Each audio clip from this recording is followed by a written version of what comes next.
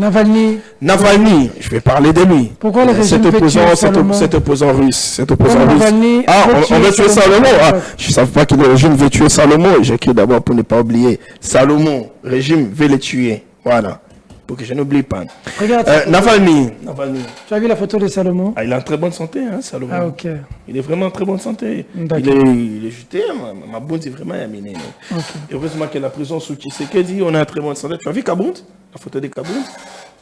Il est vraiment en très bonne santé comme Salomon. Je ne crois pas qu'une personne qui a cette santé-là peut être très malade. Bon, on va en parler. Navalny. Poutine, c'est son habitude. Il ne veut pas de l'opposition chez lui. Moi, il m'a déçu. Hein? Le monde, aujourd'hui, nous sommes tous convaincus que Poutine, c'est un dictateur. C'est un peu comme notre voisin Kagame. Il ne veut pas qu'il y ait de l'opposition. Quand tu amènes l'opposition, il fait tout pour t'anéantir. Il fait tout pour t'effacer. Navalny n'est pas le premier. J'ai encore oublié son nom, cet opposant qui avait succombé lors d'un crash provoqué par Poutine. Voilà, Figoshi. Il s'agit de celui-là. Et donc, c'est ça Poutine. Il ne veut pas l'opposition. Un dictateur. C'est un dictateur, c'est connu de tous. Et pourtant, son côté contre l'Occident, moi je me disais, c'était quand même, ça nous touchait quand même. Son côté contre l'homosexualité, ça touchait quand même beaucoup de gens. Oui, mais tu après, sais, on se rend compte que mieux vaut encore l'Occident. Tu sais, on n'a pas que de faiblesses. On n'a pas que de faiblesses. On a aussi des points positifs à vendre.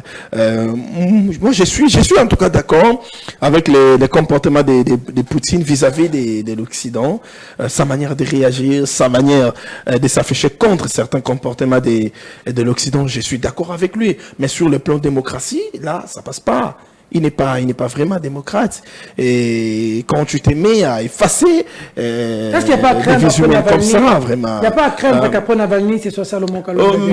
Mais comment Salomon Kalonde et Navalny, ce sont des sujets diamétralement opposés. Là-bas, nous parlons d'un dictateur qui ne veut pas de ses opposants, qui écrase presque tout le monde, qui veut les contredire, tous les opinions, tous ceux qui affichent des opinions contraires, il essaie de les écraser. Ici, nous voyons Moïse Katumbi s'afficher un opposant, il n'est pas opposant. Mais si il a péché, s'il a énervé la loi, s'il te plaît, s'il a énervé la loi, tu veux qu'on les laisse en liberté? Parce qu'être opposant veut dire violer continuellement les lois du pays et la liberté t'est garantie, c'est ça? C'est que ça veut dire être opposant? C'est ça? Quand on est opposant, on a la liberté de violer la loi et rester en liberté. C'est ça ma question. Mais c'est toi qui crains pour Salomon, il ne faut pas dire beaucoup. Qui?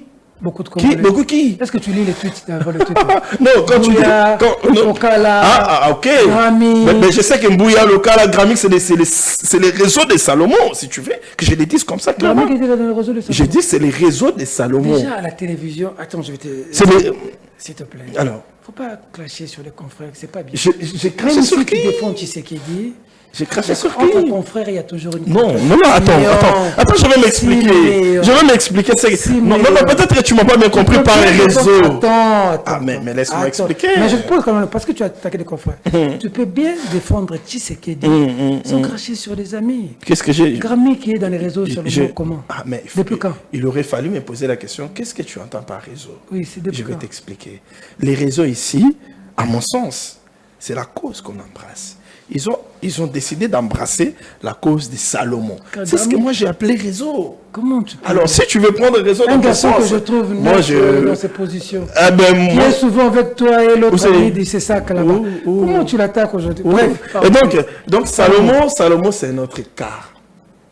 Salomon... Est-ce qu'il n'y a pas à craindre pour la vie de Salomon? Aujourd'hui, la RDC fait face à un très sérieux problème. Très sérieux problème.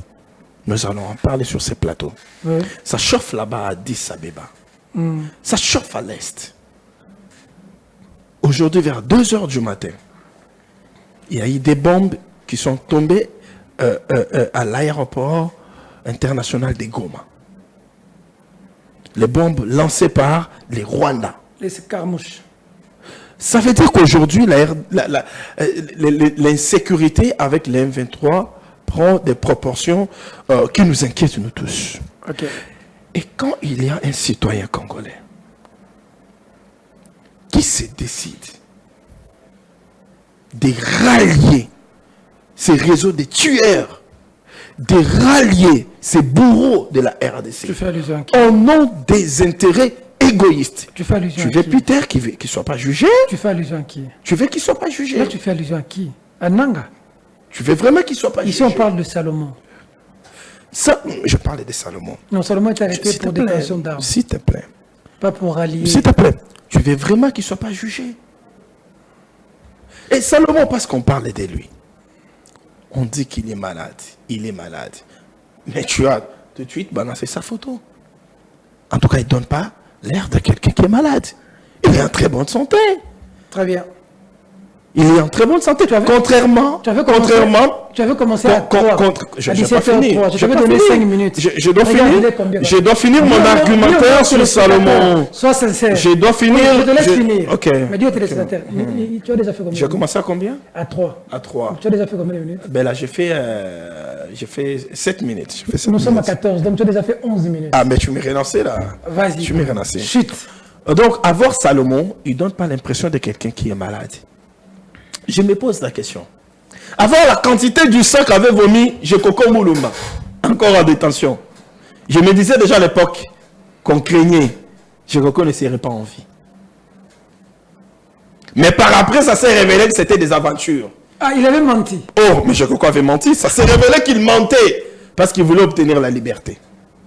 Avoir Franck Diongo, comment il se comportait lorsqu'il était en prison. Il partait dans des audiences sous perfusion. Il n'était même pas en mesure de parler. Il était trop faible. Il était accompagné des médecins. On disait qu'il va succomber au tribunal, devant les juges. Mais par après, ça s'est révélé que c'était des aventures. Parce qu'il voulait simplement obtenir la liberté. Et qu'est-ce qu'il ne nous dit pas que ce qui se passe actuellement avec Salomon est une aventure. Monter pour qu'il puisse être en liberté. D'accord. Et partir à l'extérieur du pays comme ils en ont l'habitude. Très bien. Si Salomon est effectivement malade, très bien, qu'il dit que ses avocats disent aux Congolais de quoi souffre Salomon, c'est simple. Merci. C'est simple. Le chef de l'État est allé se faire opérer en Belgique. On était tous au courant qu'il était allé se faire opérer de l'hernie discale. Merci. Je parle bien du chef de l'État. Mais Salomon est malade, il est hospitalisé, mais que ses avocats nous disent que Salomon a un tel problème sanitaire. Et là, tous nous saurons que parce qu'il souffre de ça, nous ferons tous le maximum de bruit. Merci. Pour qu'il soit relaxé, qu'il prenne les soins appropriés. Mais là, moi j'ai l'impression qu'il s'agit d'une aventure. Il s'agit des méthodes utilisées habituellement par les opposants pour être relaxé et être à liberté. Je ne crois pas que Salomon soit malade. Je ne crois pas. Allez, 17h16, tu as fait 13 minutes. J'ai fait 8 minutes. 13 minutes.